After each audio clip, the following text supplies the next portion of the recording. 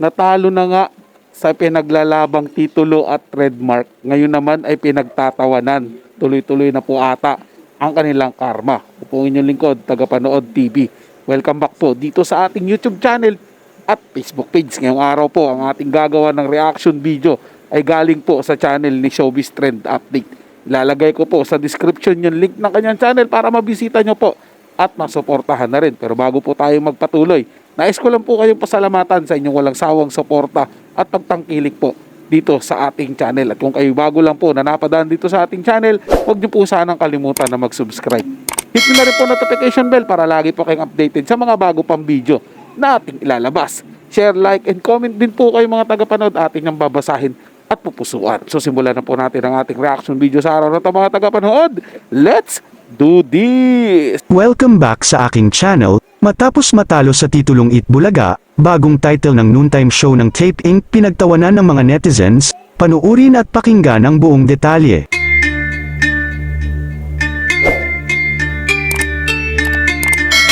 Tila hindi nga maiwasan ng mga netizens ang mapatawa sa bagong title ng noontime show ng Tape Inc., ang tahanang pinakamasaya. Ang tahanang pinakamasaya na kasi ang pangalan ng noontime show na inisip ng Tape Inc. at umeere mula Lunes hanggang Sabado sa GMA Network. Ito ay matapos manalo ng kampo ni Tito Soto, Vic Soto at Joey De Leon o mas popular sa trio na TVJ, laban sa kasong inihain nila para sa copyright at trademark issue ng titulong Itbulaga, pati na sa logo at theme song nito, na hindi nila nabitbit sa pag-aalsa balutan nila sa 7 at paglipat sa 5 o TV5 bilang bago at pinaldaw nilang tahanan.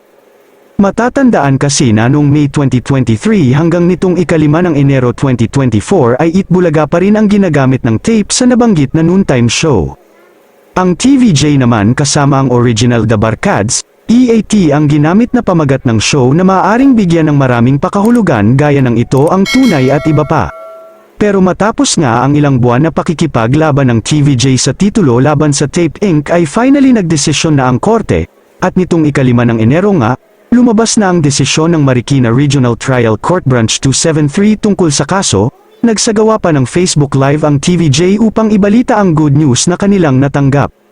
At inihayag nila sa publiko ang kanilang pagkapanalo sa Itbulaga trademark laban sa Tape Inc. At sa pagpapalit nga ng title ng noontime show ng Tape Inc. sa GMA7, na tahanang pinakamasaya, ay agad naman itong inokray at pinagtawanan ng maraming netizens dahil sa parang pambata daw ang title na naisip, at kung ano-ano pa ang bansag nila. May nagsabi na, tahanang pinasara, pinasayang baluga, tahan na para masaya, at tahanang walang hagdan. Samantala, nagpalit na rin ng cover photo ang Facebook page ng tape na nakalagay na ang bagong titulo at logo ng noontime show. Sa kabila nga ng pambabash sa Tape Inc., ay nagpasalamat pa rin sila sa mga fans na patuloy na sumusuporta at nanonood sa kanilang noontime show kahit iba na ang titulo, anila, It Feels Like Day One at maraming salamat sa pagbisita sa tahanang pinakamasaya, tuloy-tuloy lang ang tulong, saya at sorpresa. Say naman ng ibang netizen, tama lang daw ito dahil ang Itbulaga ay associated talaga sa TVJ at sila na talaga ang maaalala ng mga tao sa tuwing nababanggit ito. At least kung bago na raw ang pamagat ng show, mas magmamarka na ito sa mga bagong hosts at sila na ang maaalala. Kayo mga ka-showbiz, anong masasabi nyo sa ating showbiz topic ngayon?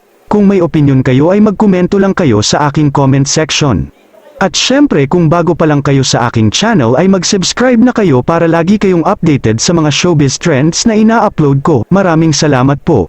Real talk po mga tagapanood Hindi sa akin i-criticize ko po yung Tape Bulaga, yung Tape Inc. sa bagong title nila. Kaya alam po mga tagapanood, talagang parang pambata po talaga, parang hindi po pinag-isipan mga tagapanood hindi ako magaling mag-edit mga tagapanood pero kaya ko pang gumawa ng mas magandang editing katulad po niyan mga tagapanood Parang pinasaya lang po Diba yung Sunday Pinasaya, parang ganyan lang po yung naging logo din nila Parang ginaya po nila mga tagapanood. Diba itong Tape Inc. na to? Puro panggagaya na lang yung ginagawa. Hindi na po nila maangkin yung dapat yung It's Showtime naman yung inangkin nila. Diba kasi tapos na po sila sa Itbulaga mga tagapanood Tapos tignan nyo po, naku po naman. Ewan ko ba dito sa mga to? Wala po ba silang nakuhang magaling na writer? Magaling na makapag-isip ng mga title po nila? Di po. Naku mga tagapanood, kaya po pinagtatawanan to ni Rendon Labador mga tagapanood eh. Gagawan po natin ng hiwalay na reaction video po yan.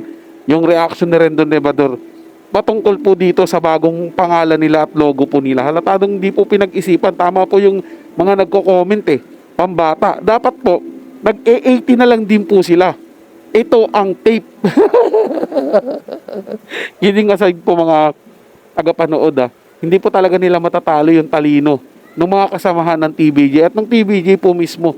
Tangkita po mga tagapanood, nakita nyo naman po, di ba? Halatadong hindi po pinag-isipan po talaga. Paulit-ulit ko na lang po sinasabi. Ang sagwa po talaga mga tagapanood.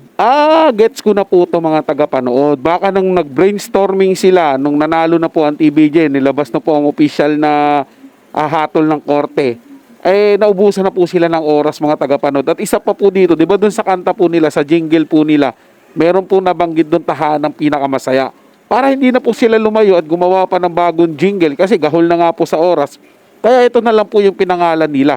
At wala na pong isip-isip mga tagapanood, basta ito na lang ipapangalan nila. Total, ando naman po sa jingle nila. Baka ganun po ang nangyari mga tagapanood which is tama po talaga. Parang hindi po talaga nila pinag-isipan o kulang po sila sa paghahanda at pag-iisip. So yun lang po mga tagapanood, may nagustuhan nyo po yung paksang ating tinalakay sa araw na to. At kung kayo bago lang po na napadaan dito sa ating channel, huwag nyo po sanang kalimutan na mag-subscribe. Hit nyo na rin po notification bell para lagi po kayong updated sa mga bago pang video na ating ilalabas. Share, like, and comment din po kayo mga tagapanood. Ating ang babasahin at pupusuan. So hanggang sa muli po, itong yung Tagapanood TV. Komento at opinion lamang, wala pong personalan. Paalam po at mabuhay po kayong lahat.